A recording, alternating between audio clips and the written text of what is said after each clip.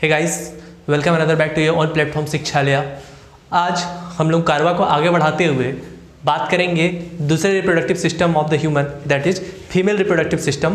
पिछले वीडियो में हम लोगों ने मेल रिप्रोडक्टिव सिस्टम को कंप्लीट कर लिया था। आई होप आपको वो वीडियो पसंद आई होगी। अगर नहीं देखा है आप लोगों ने अभी तक, तो जाकर के उस वीडियो को जरूर देखें। और अभी तक अगर आपने हमारा चैनल सब्सक्राइब नहीं किया है तो चैनल भी जरूर सब्सक्राइब कर ले। आज हम लोग बात करने वाले हैं a very interesting and a very important topic, that is a female reproductive system। Female reproductive system का मैं यहाँ पे एक ओवरव्यू दिखाऊँ अगर, तो ओवरव्यू में हम लोग बात करेंगे। That is the first one is the primary sex organ, second one is it combines the female reproductive system combines with the second one is the uterus, fallopian tube and the vagina, and last one is the glands. The most important is that glands are present. इसका भी काम simple सा, जैसे हम लोगों ने male reproductive system में पढ़ा था कि दो काम होता है, सेक्स हार्मोन प्रोड्यूस करना और स्पर्मेटोजेनेसिस करना।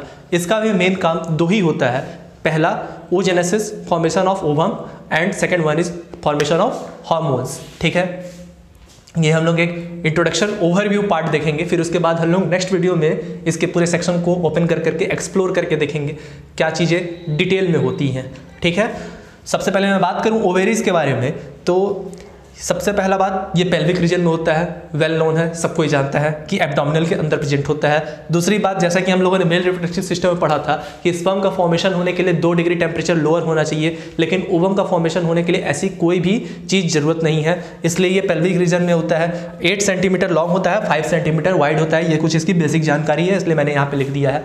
ठीक है, अब हम लोग आते हैं इस रीजन पे। ये क्या है आपका, ये एक एग लेंथ चीज़ है। ठीक है, इससे एक फॉर्मेशन हो रहा है। ठीक है, अब इससे एक फॉर्मेशन हो रहा है। आप यहाँ पे सबसे पहले आप समझो कि आप ये एक कनेक्शन टाइप का देख रहे हो। ठीक है, ये क्या होता है, इसको अटैच किया हुआ है, ओवेरी को अटैच किया हुआ है, and this attachment is known as mesentery. और अगर इसका नाम बोला जाए, मिसेंट्री इसको नाम नहीं होता है, लेकिन होता ये मिसेंट्री है, और इसका नाम जो है वो मेसोबेरियम है। क्या बोलेंगे इसको, मेसोबेरियम। मेसोबेरियम क्या करता है, ओवरी को कनेक्ट करता है एब्डोमेन से। ठीक है, ओवरी ऐसे लटका हुआ रहता है और इसको कनेक्शन, हर चीज़ का जो है कनेक्शन है, कोई भी हवा में नहीं रहती है चीज़ें, तो ये उसका वॉल से कनेक्शन है। ठीक है, तो इस चीज़ को याद रखना है। नेक्स्ट हम लोग ऊपर आते हैं, ऊपर बात करते हैं तो हम लोग को ये जो रेंज मिलेगा यहाँ से यहाँ तक का, ये जो स्लाइड रेंज है, ये है एम्प्यूला।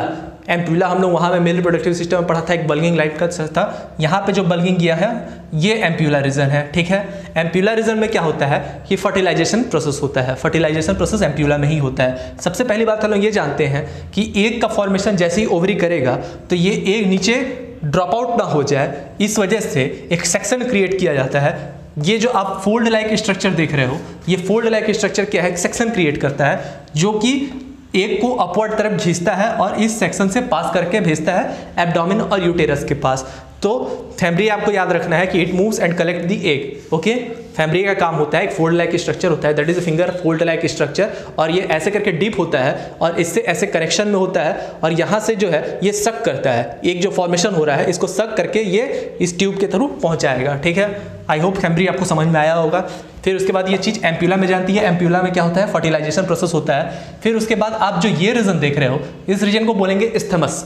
ठीक है, और ये जो आप यहाँ से लेकर के ये आप पूरा रीजन जो देखोगे, ये एक जो ट्यूब लाइक स्ट्रक्चर है, मैंने बीच में इसको लिख रखा है, नहीं तो ये चीज़ें यहाँ होती। ठीक है, लेकिन मैं इस चीज़ को यहाँ से डायग्रामेटिकली शो करने की कोशिश की है। तो ये जो पूरा पाइप आप देख रहे हो, इस पाइप को बोलते हैं फैलोपियन ट्यूब, और ये कितना सेंटीमीटर लॉन्ग होता है, 15 सेंटीमीटर लॉन्ग होता है। इसका आपको लेंथ याद रखना है। फैलोपियन ट्यूब 15 सेंटीमीटर लॉन्ग होता है। इसके 3 रीजन होते हैं फैलोपियन ट्यूब के। पहला कौन सा हम लोगों ने देखा, एम्प्यूला देखा, बीच वाला हम लोगों ने देखा इस्थमस देखा, और तीसरा जो है हम लोग उसको फंडिंग बोलते हैं, क्योंकि वो जा करके उसमें अटैच हो जाता है। ठीक है, या फिर यूटेराइन ट्यूब भी बोल सकते हैं। अब हम लोग आते हैं इस रीजन में, मतलब यहाँ से ये फैलोपियन ट्यूब है और दोनों साइड में ओवरी है, और दोनों साइड से जो बीच में चीज़ें आ रही हैं, जो यहाँ हम लोगों ने डायग्रामेटिकली शो किया हुआ है। अब ये देखो, ये क्या है, ये यूटेरस बनाया हुआ है मैंने। ठीक है, ये यूटेरस जो आप ब्लैक वाला देख रहे हो, ये यूटेरस की बाउंड्री है। अब यूटेरस की बाउंड्री है, आप इसमें अब 3 लेयर देख पा रहे होंगे, एक ब्लू से डिनोट किया गया है, दूसरा रेड से डिनोट किया गया है, तीसरा अगेन ब्लू से डिनोट किया गया है, ठीक है। पहला वाला जो लेयर है उसका नाम है पेरीमेट्रियम, जो फर्स्ट आउटर लेयर है उसका नाम होता है पेरीमेट्रियम। सेकेंड वन ये जो रेड वाला है उसका नाम होता है मायोमेट्रियम, और third one is the endometrium. ये तीनों जो मेट्रियम होते हैं ये प्रेजेंट होते हैं किसमें, यूटेरस में, उसको प्रोटेक्शन प्रोवाइड करने के लिए, यूटेरस के वॉल को प्रोटेक्शन प्रोवाइड करने के लिए। बेबी जो बर्थ लेगा, जो बेबी फॉटस बेबी जाते हैं फर्टिलाइजेशन के बाद, जो फॉटस डेवलप्ड होगा, एम्ब्रियो डेवलप्ड होगा, उसको सेव करने के लिए ये वॉल्स का प्रेजेंटेशन होता है। और जो लास्ट वाला हो जाता है एंडोमेट्रियम, उसमें काफ़ी सारे फोल्ड्स होते हैं, ये आपको ध्यान रखना है, ठीक है। उसके बाद आप यहाँ पे एक ब्लू कलर से देख रहे होंगे कि एक लाइन दिख रहा है, ये क्या है, ये यूटेरस का कनेक्शन है जो कि यूटेरस को वॉल से कनेक्ट करके रखता है। और अगर मैं इसका नाम बताऊँ तो इसका नाम होता है ओवेरियन लिगामेंट। ये आप स्ट्रक्चर देख पा रहे होंगे, आपको सब चीज़ क्लियर होते जा रहा है कि आपकी चीज़ें अंदर में है कैसी, ठीक है।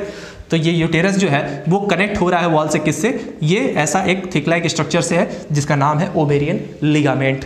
अब आता है एक शक होकर के यहाँ आ गया, फेलोपियन ट्यूब के थ्रू आ गया, ठीक है। अब यूटेरस पे आ गया। अब हम लोग इसको नेक्स्ट वीडियो में बात करेंगे कि ये कैसे यहाँ पे एक काम करता है, कैसे इम्प्लांटेशन होता है। बेसिकली यूटेरस मैंने पहले ही बताया हुआ है कि यूटेरस जो होता है वो इम्प्लांटेशन का साइट होता है, ठीक है। एम्प्यूला फर्टिलाइजेशन का साइट होता है, इम्प्लांटेशन के लिए यूटेरस का साइट होता है। अब हम लोग नीचे देखते हैं, ये जो रीजन आप देख पा रहे हो ये क्या है, ये सर्विक्स रीजन है, ठीक है। सर्विक्स में जो होता है वो 2 ओपनिंग होता है, एक होता है इंटरनल ओएस और एक होता है आउटर ओएस। इंटरनल ये ऊपर वाला होगा और ये जो होगा ये आउटर ओएस होता है, एक्सटर्नल ओएस भी बोलते हैं इसको, ठीक है। इसका रीजन क्यों होता है, ये क्या काम है इसका, ये हम लोग आगे फर्दर वीडियो में बात करेंगे। आज हम लोग सिर्फ ओवरव्यू देख रहे हैं। हम लोग जान गए कि सर्विक्स में 2 तरीके का ओपनिंग होता है, ठीक है। पहला इंटरनल, दूसरा एक्सटर्नल।